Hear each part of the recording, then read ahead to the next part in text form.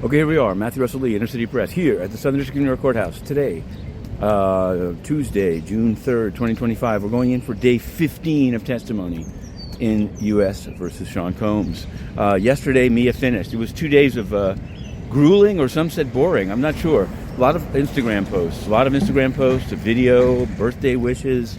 But it's over. That's over. And I've actually received some communications from a former Revolt employee, but more on that maybe later in the trial. After that, there was a hotel record custodian, Beverly Hills Hotel, talking about $500 worth of oil damage to the room. Then she was off the stand. Today, Eddie Garcia, who took the fifth, was given an immunity agreement yesterday under the Fifth Amendment. So we'll see what he has to say. And already the prosecutors are talking about another victim, Jane, taking the stand tomorrow, Thursday, maybe tomorrow. Things are really moving along. So we're going to be covering it closely. There was a filing near midnight. Now, I'm going to go back and say Inner City Press in week one filed to say that there were too many things not going into the docket. Judge Subramanian said that they have to go in at the end of each week. And yesterday, the defense put in 2 of its emails, including one that we would have liked to have seen in real time because it involved the Virginia Beach town appearance by Sean Combs. That it was the subject of testimony by Mia. But yesterday, in real time, the prosecutors put in their letter saying that a compilation of the quote-unquote hotel elevator video should all be put together so the jurors don't have to see it in fragmentary fashion. I think that the defense is opposing that. They prefer those fragments. In any event, there's other things, of course, here in the SDNY, even with many of the judges away for the judicial conference.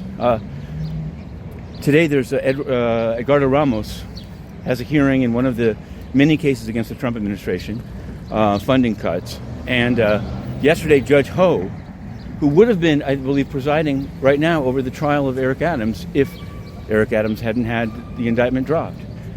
Judge Ho is in town because he's the Part 1 judge hearing appeals from the MAG Court.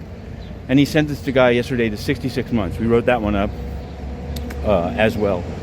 So that's, oh yeah, exactly. On the Eric Adams beat, by the way, there's a guy called Mohammed Bahi. He was he was indicted. He was a community affairs liaison of Adams. And the case against him hasn't been dropped. I guess he's not high profile enough to have his indictment dropped.